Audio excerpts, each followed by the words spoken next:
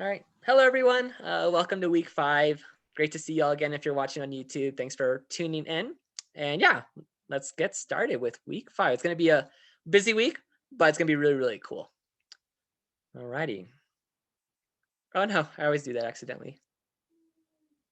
Let's present. Cool. Can everybody see this okay?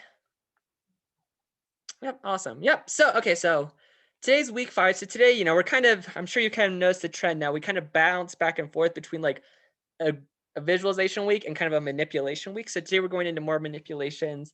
We kind of have, we'll get more into this when we actually get into the lesson, but today it's going to be 4 functions within the dplyr package, 3 of which are fairly easy but useful, and then 1 which is sort of like, it is a prelude to very difficult data wrangling, but it's like kind of you're kind of like you're tipping your toes into it.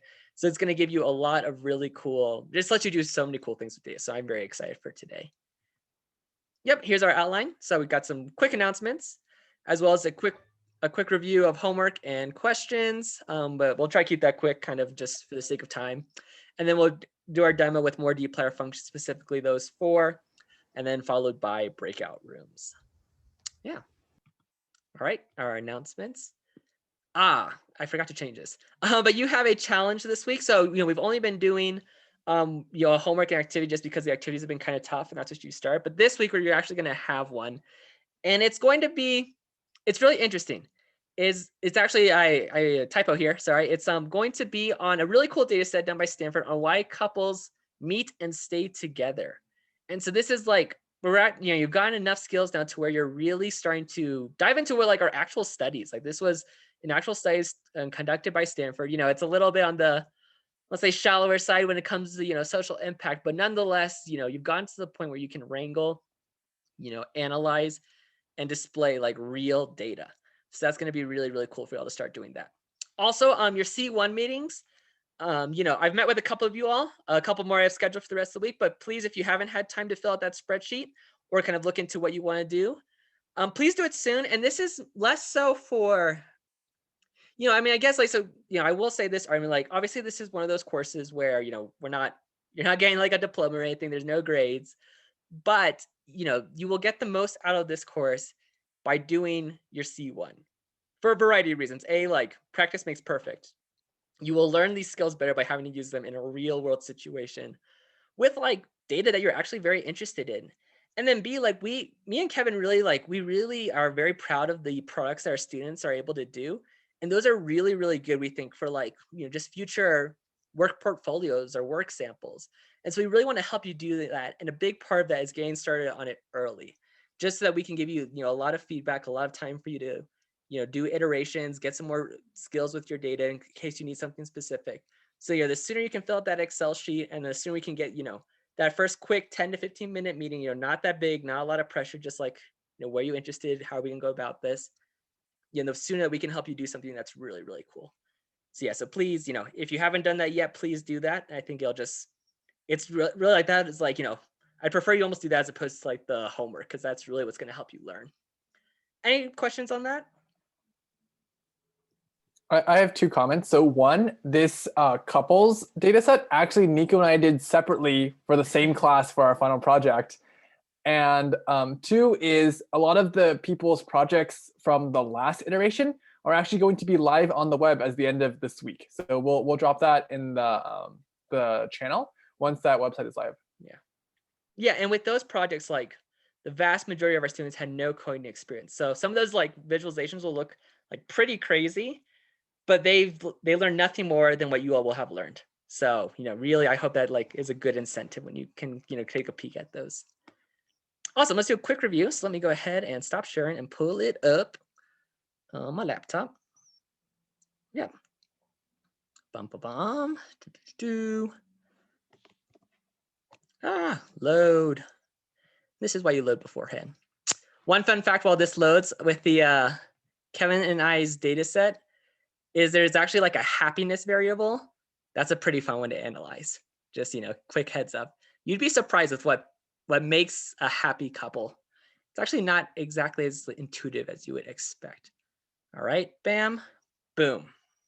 All right, here we go. Let me share my screen. Bam, bam, boom. Alrighty. Yep. So here's the activity 4 of his solutions. So this is what we had doing. So this was our Lakers data, which I thought was pretty cool considering that they are now the new NBA champions. So for some people, it's kind of one of those self-selecting things. Most people already knew that, or people who don't care about basketball didn't know that and did not care to learn. So irrelevant. But here's some graphs. We're just gonna skip to the end ones. Feel free to, I sent this over the Slack channel, so feel free to go kind of on this on your own. But ultimately, these are the big ones I kind of wanted to show. Because at the end of the day, this looks complicated when you take a peek at it. And kind of looks a little crazy, but really at the end of the day, there's nothing here that you hadn't learned before, which is really cool.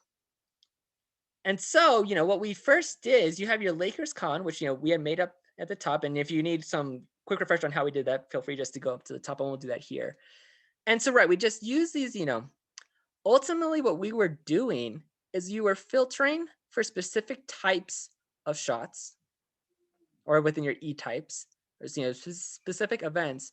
And then you were just doing a geom histogram where you were filling it with each type. So what fill is, it fills this color, right? So this allows you to kind of compare everything. And it's a really powerful graph when you think about what's happening in terms of, when are things happening, where are things happening? And, just this time sequence, I think is really important. And, the real key here, which we were talking about, was this time sec, really making the time, trying to convert it to something that was, translatable, as well as this idea of, filling, like dividing things by categories, which is really this is kind of this prelude in today, which is going to be a prelude into our future data wrangling in terms of wanting to group things by certain categories or within the data. See, I don't want to spend too much time on this, but are there any questions, which I'm more than happy to answer? If it's a specific question, feel free to hold that till the end, once we're off recording or during office hours. But is there any general questions about this that I can answer right now? All right, cool. Let me go ahead and, oh, wait, hold up. We got one. Where can you read the chat? It went away for me. No, Nico, that's just me. That's just Kevin. DM me in the chat if people have All specific right. questions. Well, okay, let me pull up then week 5 demo and let's get rolling. Bam. Boom. I'm a big fan of the comic words, in case you haven't noticed. I know. Indeed. Well, I do go to school that's colloquially known as Nerd Nation, so I think I fit it. Cool. So, as always, we want to install our library tidyverse and library dbplyr. Again, just a quick thing, dplyr is within tidyverse. We just kind of do them because we want all the things in tidyverse, but I leave this dplyr in here so that you know that all these functions are within the dplyr package. So today's I'm really excited about today's data set because the one that we're using is the built-in Star Wars, and I'm a massive Star Wars nerd. And so, the main things, we have 3 that we're going to learn: select, arrange, and rename. And these are the easy ones. And then we're going to go ahead and do count, which I just added, and so didn't add it here. But it's very powerful functions that you're going to use a lot. So, of course, what you always want to do is just kind of look at what Star Wars is. And there's a lot. So you have your name, your height, your mass, your hair color, skin color, eye color, birth year, sex, gender, homeworld, species, film. And yeah, again, one thing this isn't included, but whenever you get a new data set, always just run summary on it, because this gives you just a huge, oh, I added an extra S in there. This gives you just, this tells you, here we go. This kind of just gives you kind of all this information that helps you just see things what you have, what's the range, and also it can kind of help you automatically say you have missing data. Birth year, NA is 44, which might be missing. It might be because, maybe the character doesn't have a birth year. So that's something you always want to do. Cool. All right. So the first one is select. So what select allows you to do is allows you to create a new table with only the variables that you've put within its parameters. So here, so Star Wars had, I think it was 8 to 12 variables. But let's say I only wanted to see height. I could run this, and ta-da! Now I have a table that's just the height. And I could actually, if I wanted to, let's say I wanted to say just height. I could save this to somewhere. Oh, typos abound. I could just save this, right? There you go. I run it. And now I have my data right here. If I want to run it, boom, now I have a table with just the height. Well, I still preserve Star Wars, which is, something we've talked about a lot, but you never want to directly edit your original data frame, because if you do something or you mess up, it's really hard to regain it sometimes. So it's really, this is why, you know, creating these new tibbles, even with just right, I mean, you can make a complete copy of it. And sometimes that's like what people do just to make sure they don't mess things up. Yeah, and you can also do it, you know, this is, we just wanted height, but here we wanted height, mass, hair color, skin color, and eye color. We run that and it has it all. Yep, pretty simple. Any questions so far about select? Cool. Alrighty. Yep. And yeah, oh yeah, we did this where you can assign it somewhere. Yeah, and so you can assign it again, and then you can just print it out. One thing I did want to mention is most people do it with names, but you can also do it by their positions. So in this case, it's going to do 2 to 6. So if you actually went to the normal Star Wars, it would be the, you know, the second column all the way to the 6th one. Yep. Do we have any questions? I see the chat going, Kevin, or are those just like comments? That's just me making comments. Don't worry about it. Okay, sounds good. Yep. And you can also do it by certain, you know, we'll get into these functions more, but you can kind of start peeking into these and you can start selecting them by certain parameters. Like instead of like the explicit names, you can do it by like, let's say starts with H, which, you know, doesn't, you know, this is not something you've seen before. At the same time, I imagine it's pretty self-explanatory. So we could do this. And now we have the variables that start with H. And there's a ton of these that you can look up, which are going to be, we're going to get into more in the future. But, you know, now you have one that you can play around with, and you can always look for these. And that's really, really helpful. Yeah. Cool. One thing that's also pretty useful about select is that the order that you put them in is the new order that they are within the data frame. So for example, if I went back up here, let's say I put mass and height and I switched them, then mass would now be our first variable column and then height would be our second one. So that's like just like a little fun tidbit that can definitely happen. Yep. Alrighty, cool. Let's go ahead and do arrange. Arrange is pretty, whereas select is like, we were thinking about, you know, trying to select things like from a horizontal aspect in terms of like all your different variables. Arrange is trying to order things vertically. So for example, if I wanted to say Star Wars arrange by height, what it's going to do is the new data frame is going to have our height going from smallest to largest. Whereas before it was just kind of like randomly sorted. Usually the default is alphabetically, particularly within your data. That's where you'll find most data. But sometimes you just want to see like, I want to know what my biggest values are. The easiest way to do this is just do a quick arrange, whatever parameter you want, you stick in there, and then you get what's out. And you can actually switch it if you add a little descending in before. So DES and then height, we'll just flip it, right? So instead of it ascending, this will be descending. So now we have our largest going down to our smallest. Yep. Yeah, and just a quick reminder, descent is a function. It's not a parameter. So yeah. And you can also do it by multiple things.